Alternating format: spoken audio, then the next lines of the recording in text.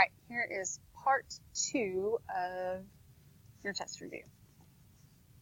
All right, so this says B is in the interior of right angle AXC. All right, so I know this is a right angle because it tells me that. Label is a right angle and it's named AXC. And then it says B is in the interior, so B's over here somewhere. Then it goes on to say that AXB is 8x minus 3. BXC is 12x plus 13. Okay. So, think for a second, and does that mean that these two angles are both 45? Would they be congruent? That's a possibility, but it does not say that XB bisects it. It just says B is in the interior. So what you do know is that you can add them together and set them equal to the whole thing, which you do know what it is since it's a right angle. So these two angles are complementary, which means I can add them together and set them equal to 90. So 8x minus 3 plus 12x plus 13 equals 90. And so 20x plus 10 equals 90. So 20x equals 80 and x equals 4. So x equals 4. Then I got to find AXB, BXC, and AXC. All right, well, AXC has to be 90 because it's the whole thing, and it's a right angle. So then I plug it in. I've got to do 8 times 4 minus 3. So that's 32 minus 3, which is 29. That is AXB. BXC is going to be 12 times 4 plus 13. So it's going to be 48 plus 13. So 48 plus 10 is 58 plus 3 is 61. So this is 61 degrees. And 29 and 61 gives me 90. So I'm good.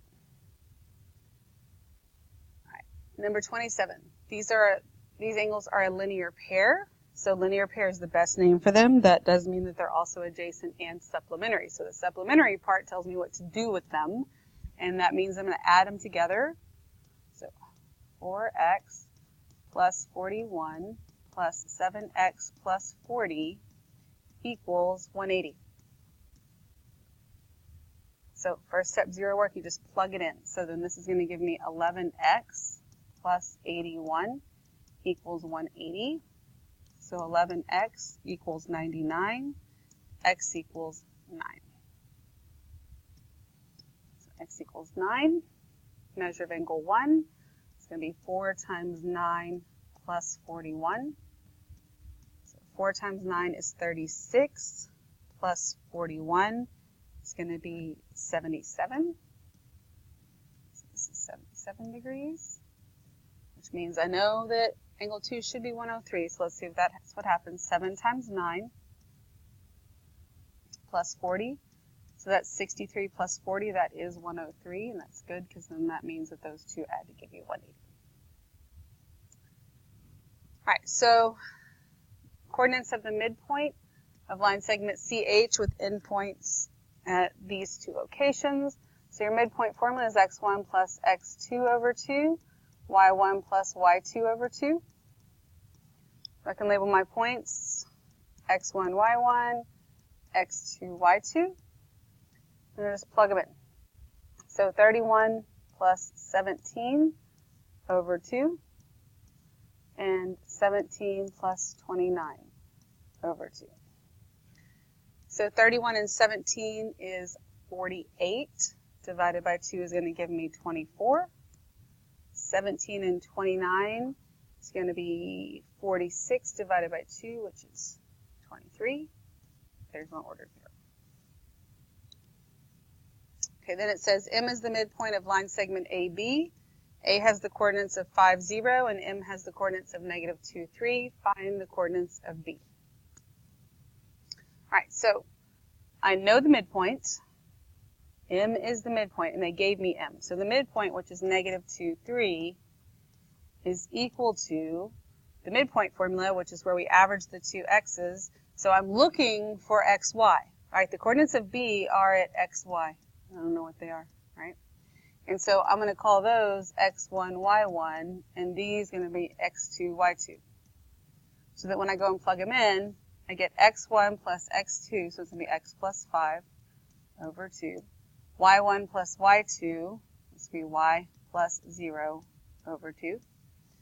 And then I have these two ordered pairs that are equal to each other, so I can take the x's out, set them equal to each other. So negative 2 equals x plus 5 over 2.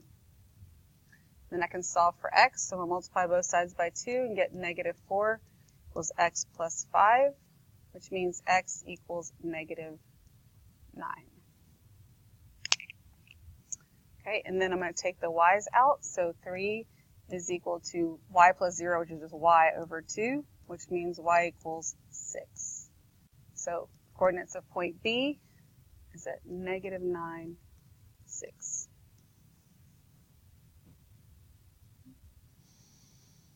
All right, so number 30. When you're asked a question like this, remember, this doesn't say, hey, find the line segment. This reads, find the length of line segment AB, which means we are using the distance formula. This is the distance formula, big old square root. Remember, it comes from the Pythagorean theorem, so it is something squared plus something squared. Since this is my plus, these are the minus. And then these are x's, these are y's. Now you're starting to build it, x2 minus x1, y2 minus y1. All right, so I need my ordered pairs here then. So B is at negative 4, negative 2. A is at 4, 5. So then I just substitute them in. You get labeling them would be a good thing. So this, you can label these x1, y1, x2, y2, or vice versa. It doesn't matter which way. And so I've got square root x2 minus x1, so that's going to be negative 4 minus 4 squared, plus y2 minus y1 is going to be negative 2 minus 5 squared. So negative 4 minus 4 is negative 8 squared. Negative 2 minus 5 is negative 7 squared. So that gives me the square root of 64 plus 49, which is going to give me the square root of 113, and that is a prime number, so that is the length of AB. Remember, you would simplify the square root if you could. All right, last page. When it wants to turn. Thinking about turning. There we go. Okay, so it says, using the figure below, tell whether each statement is true or false and explain. A postular definition should be part of your explanation. All right, so this says line AE is contained in plane M. So here's plane M right here. Line AE. All right, so here's point A, here's point E. So line AE is right here. Okay, so point A is in plane M. Point E is not. So that is false. Because if 2 points lie in a plane, or 2 points are in a plane, I guess would be a better way to say it. 2 points, it doesn't really matter either way, are in a plane, the line containing them is 2.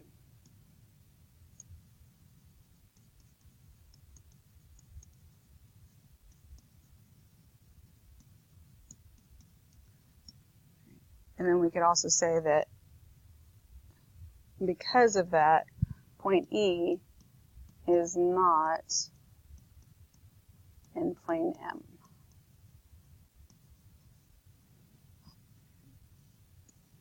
All right, F and B are collinear. Yes, there's not a line that goes through them, but I can draw a line through them. And so they absolutely are collinear, because through any 2 points,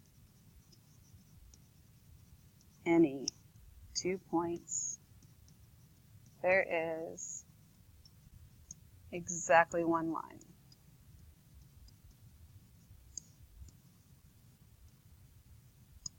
Okay, so since I can draw a line through any 2 points are collinear. All right, ray DE and ray CD are opposite rays. Okay, so I can tell you without even looking at the picture that that is false. Because when you name a ray, you have to start with the endpoint. So the endpoint of this ray is D, the endpoint of this ray is C, and opposite rays have to share an endpoint. Okay, so opposite rays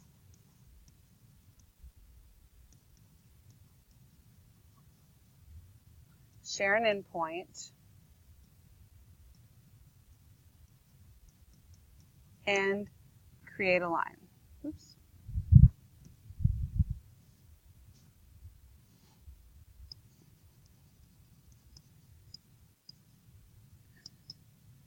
Ray C or ray DE and CD have different endpoints.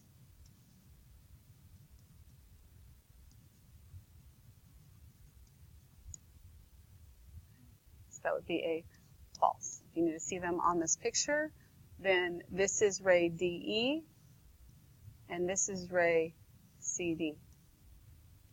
They are not opposite rays. C, A, and F are coplanar. Okay. Any 3 points are coplanar. But let's look at C, A, and F.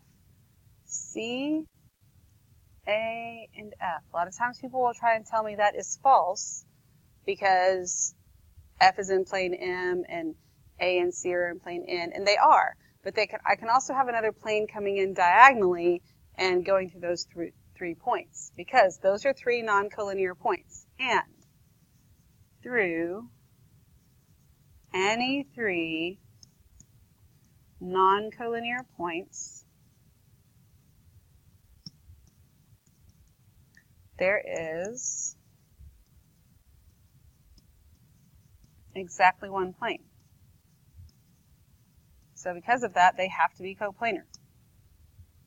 Now, if they were collinear points, they would still be coplanar. They just wouldn't determine a plane because they would be collinear. All right, and then 36, planes N and M intersect at D. Again, I don't even have to look at the picture. I can tell you that's false. Because if 2 planes intersect,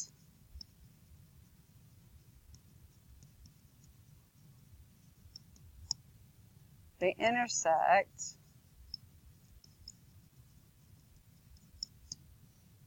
at exactly one line. Okay, not at a point. So when these 2 planes intersect, they intersect at point D is part of the intersection, but they intersect at this line. They don't intersect at a point.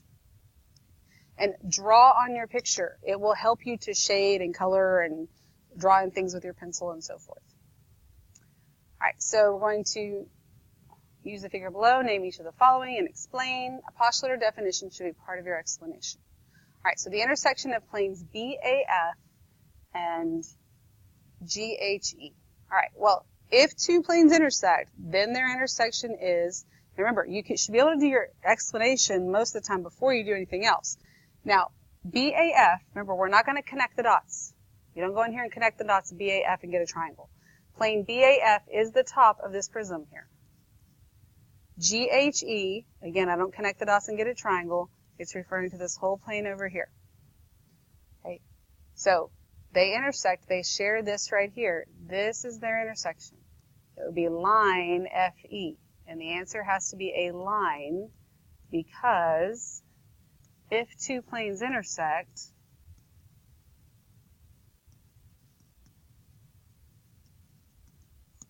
they intersect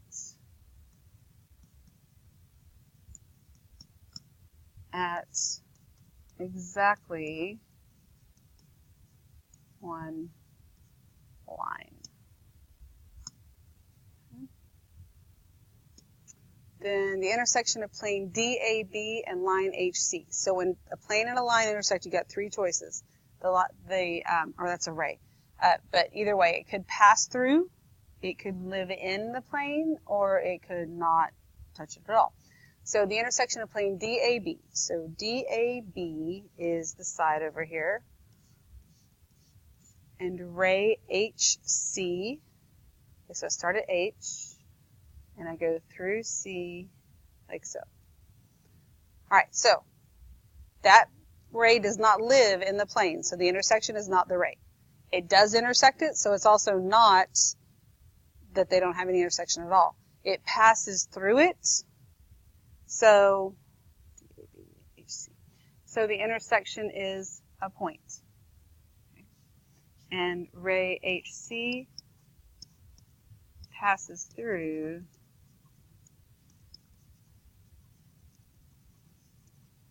plane DAB.